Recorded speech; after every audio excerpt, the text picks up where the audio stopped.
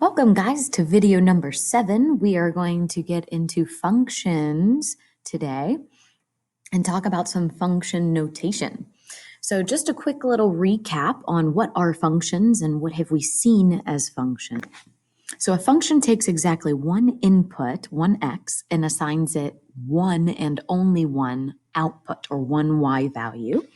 We've talked about 4 different ways you can show a function, which are a table, a mapping, a graph, or a list of ordered pairs or points. So the key thing here is for function notation to work, guys, this is the relationship between your input and your output. So in order for function notation to work, they will have to give you the name of a function.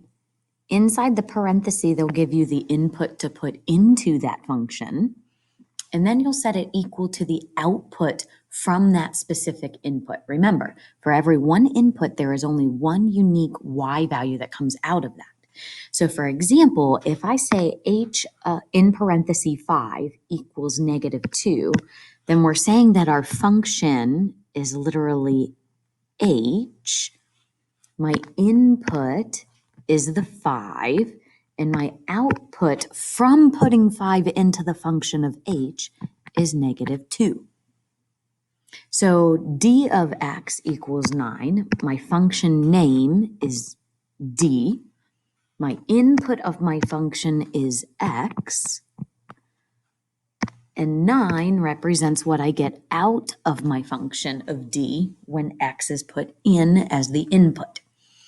So now let's talk about some key things that go kind of wonky for everybody. So if they ask you something like find h of 5, that means in the function of h, can you put inside? If you are inside the parenthesis, then you are the in, which in turn means that you're going to use that 5 as your input into the function of h, and you're going to find your output, your y value. Now, this is versus, what if it's written as find d of x in parenthesis equals 9? This is different.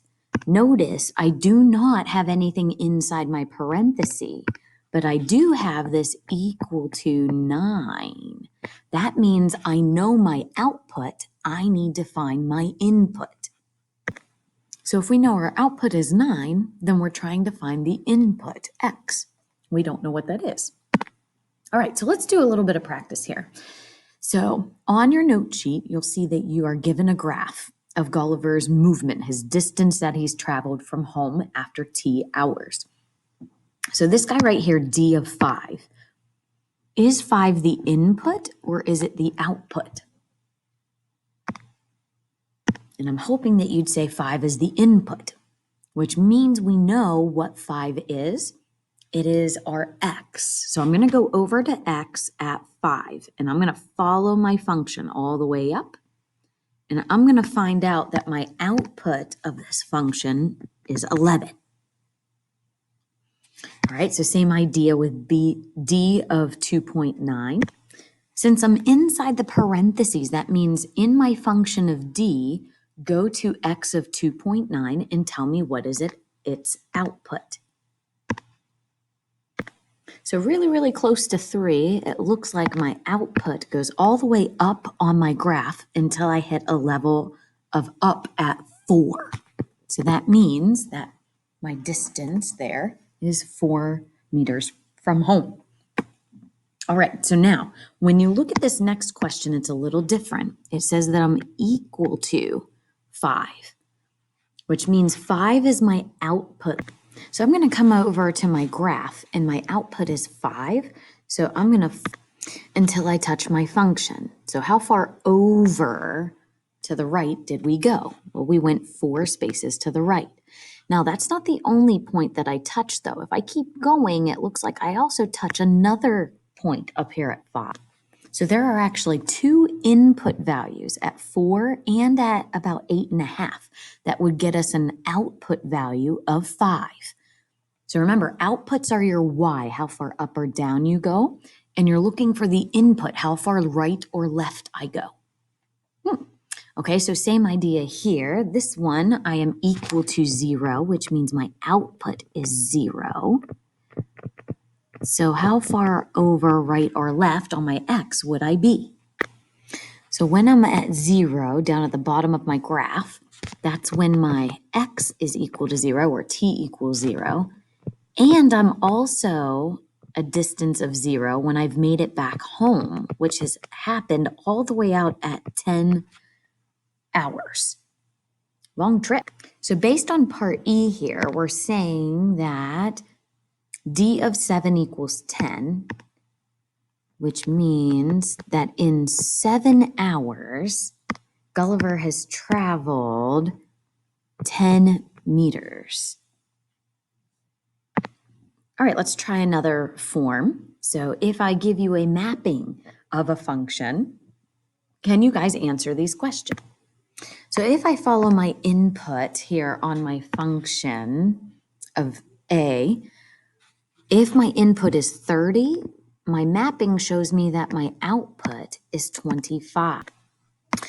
And in part B, as I use my mapping at 40, you'll notice that my mapping goes to 35 as my output. So that's why A and B are such. All right, now let's reverse it. So if I have an output of 15, what would be my input? You got it, it's 10, and your mapping shows that. Go from the output to the input. Reverse it. Same thing for A of X equals 45. That means 45 is my output. And our X would have to be 20 if my output was 45. All right, so a little bit of function notation here with ordered pairs. They go hand in hand, guys. So remember, inside your parentheses is your input, your X.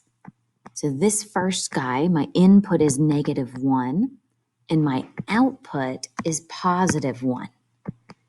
So that would be like saying my X is -1 and my Y is +1, which then leads us to this guy right here.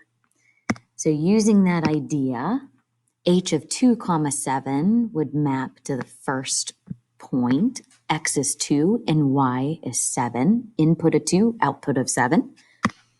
This next guy here, I'd have an input of 1 and an output of -1.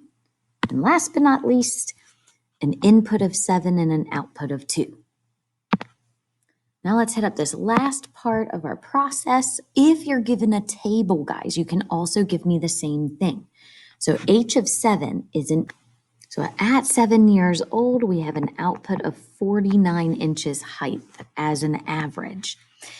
If I were to use my input years of 11, we end up getting 57 as our output height, and you can see that using your table. So in part C, we know our output is 39. So as I look in my table, my output is 39. So therefore, my input must be 3 years of age. And here, what is my age when my output again is 51? So as I go to 51 here, we end up seeing that that would be 8 years old, where our average height is 51 inches. All right, so we're going to stop there, guys, and you're going to practice using this function notation, inputs and outputs. So just remember for me, if it's in parentheses, it's your input. If I'm equal to, that's your output. What did you get out of the function?